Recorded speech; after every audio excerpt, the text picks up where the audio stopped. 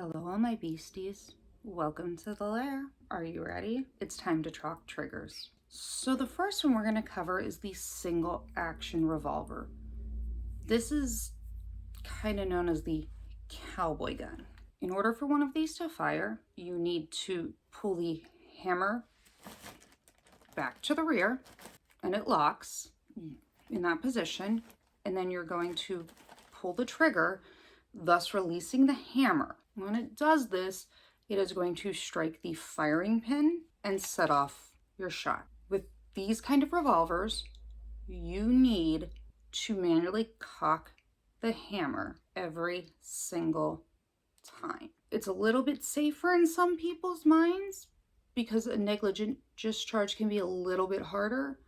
I'm not a fan just because in an emergency, you might not be thinking clearly enough to remember to do that, and that you just can't squeeze off multiple shots. You don't find many single action revolver cowboy guns anymore. There are a few hunting models that make them. There are a few classics that still have it, but all in all, it's a little bit more outdated. Okay, our next kind of revolver is the double action revolver. With this revolver, when you pull the trigger, it not only cocks the hammer, but then it in turn, at the end of the pull, releases it, thus allowing the gun to fire. Every time you pull the trigger, it will cock your revolver for you and fire. Most modern revolvers fall into this camp. A lot of people love them. There is a misconception, however, that they are a simpler weapon than some other semi-automatics. This actually isn't true. If I strip and break one down for you, there are a lot more parts and a lot more places for things to go wrong in a double action revolver compared to many modern pistols. But traditionally, and most commonly, if you go looking to buy a new revolver, you're going to find a double action revolver. Has the same drawbacks, holds a fixed amount of bullets, can take a little bit longer to reload, but it's personal preference. They also tend to be smaller in size. You will find snub nose versions. You will also find absolutely massive ones like the Judge. Personal preference again. What's easiest for you to carry? I know many people that carry a small revolver as their backup weapon. Like I said, it's all up to you. Your gun, what do you want? You need to either rack your slide to cock the hammer or allow the action of the slide resetting to cock it for you. Not all single actions will recock when you allow the slide action to go. There are some that you still would have to manually rack your slide. The pros, it's a much lighter trigger pull. You have a much shorter distance of how far your trigger has to travel before it fires, and it's much lighter. When we talk about weight and trigger, it has to do with the amount in pounds of force it will take exerted by your finger to fire the weapon. Again, most common and well-known version of this is the classic 1911. Now we're going to cover single action, double action. This is what the majority of my pistols are and my personal preference. With these, the initial trigger pull is very long and has what we call two breaks, which means you will feel two distinct places where there's a change in your trigger weight, where you'll feel it mechanically. The first half of your trigger traveling backwards cocks your weapon. The second half, when you reach the full pull, is what releases the hammer, thus allowing it to fire. With a single action, double action pistol, you do not need to manually cock it in between shots. Once you have fired your first shot, once you fired the first shot, the recoil of the slide resetting. In these, the recoil of the slide cycles the pistol, thus resetting your hammer. So all you have to do is pull. Your first shot has a distinctly longer and heavier pull. After that, it's short and much lighter, more akin to a single action pull. This is most commonly seen in the classic Beretta 92. So, like I said, with this one, your initial first part of the heavy trigger pull is what is actually drawing your hammer back to cock it. The second half is what is releasing it so that your weapon fires. I like these. You don't have to overthink them. Pull the trigger, it's going to go off unless there's a misfire or a misfeed or a mechanical issue. This is my personal preference. The next one we're going to talk about is the striker fire pistol, which is sometimes also known as a safe action pistol. There's a lot of controversy with these. A lot of people like to carry them because there's no external hammer. So with no external hammer, it is easier when you carry it concealed that the hammer does not get caught on your clothing if you're trying to draw.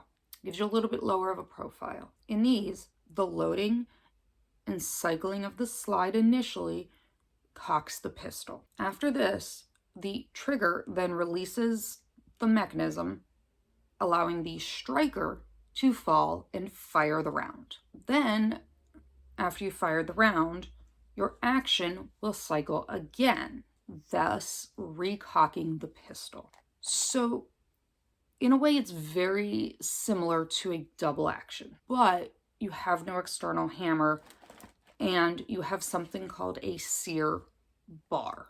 I'm going to put up a video, hopefully tomorrow or the next day, with graphics where I'm going to show you the actual mechanism and how the internal workings of the pistol work to hopefully give you a little bit more insight into these triggers so it's not just me explaining it in abstract terms. One of the most popular striker fire weapons are Glocks. Again, we all know Stephanie doesn't like Glock, but I do own a Smith & Wesson striker fire.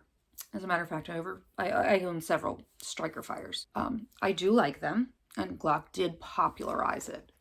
It does have its drawbacks like anything, and you need to trade off what you feel is most important to you with the weapon. One of the big criticisms I see with striker fire, there is no external safety. Now, this isn't generally an issue with an experienced shooter or somebody that's had proper training, but it can make it much harder to make sure everything is safe. Because there's no safety, they can fire when dropped, and if you have children that don't have to disengage a safety, it can be easier for them to fire your pistol, and you are also slightly more prone to what we call negligent discharges. You will never hear me say accidental discharge because it's not an accident. I'm going to cover this in my gun safety video that's coming up, but there were no accidental discharges. You were negligent by putting your finger on the trigger. It's not going to fire itself. I don't care what Alec Baldwin says. You are negligent if your finger is on the trigger and it goes off. Can it be an accidental negligent discharge? Of course, but that's just unintended. You knew putting your finger on the trigger would lead to a gun firing and discharging. So they are negligent, not accidental. I enjoy these pistols. Again, at lower profile, they can be easier when I'm concealing. You will also find that they can be a little easier in an adrenaline heavy panicked situation. I have had many beginner marksmen that I've taught that have come to me and said, something happened, I needed my weapon, and I couldn't make it work. And in many cases, they forgot to take the safety off. Please remember, if you are firing your pistol in an emergency, you must be in a life-threatening situation. You never point a gun at someone or something you do not intend to kill. We don't shoot to wound. We don't fire shots in the air to scare people. What goes up comes down. So you need to be very, very cognizant. The other issue I've seen, which is why some people prefer a striker fire with no safety, is if you're not good at cleaning your weapon, which, after watching my videos, you should be. We go over gun cleaning, we go over troubleshooting. The safety can stick, which can make it really hard in an emergency to get the safety off and then for your weapon to fire. I know I said it can make it easier for a child. And again, I'm going to cover this in gun safety, but like I always say in my videos, safety is paramount. If you have children in the home, it doesn't matter their age, it doesn't matter their knowledge level. Your firearms need to be secured in a way that they do not have access. I personally keep my weapons in several very large, very heavy safes, and then the one I keep with me in my room is in a biometric safe. There are several kinds of safes that use biometrics or keypads. Regardless, all weapons need to be secured at all times. It might not be your child, but what if a family member is over at your house and they bring their children? Kids get curious. Kids will pick up weapons. No matter how many times they're told, they're kids. So please, always secure your weapon. New handguns come with trigger locks. Use them. Are they a pain? Sometimes. But the most important thing is that we make sure safety remains paramount and we are always a responsible gun owner. Always. If you own a weapon, I will tell you, guns always complicate situations. There's no situation that is going to become easier because a firearm was involved. Even if you're justified, it will make the situation more complicated. We as beasties, all my beasties, you know I adore you and I appreciate you. One of the things that I have always said is this is a place of learning.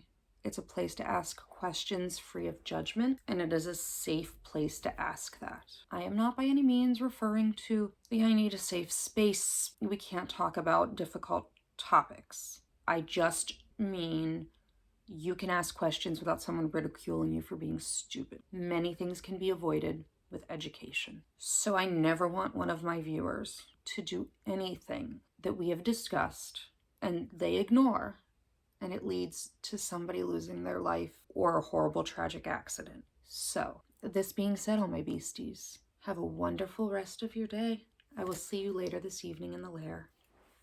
Good night.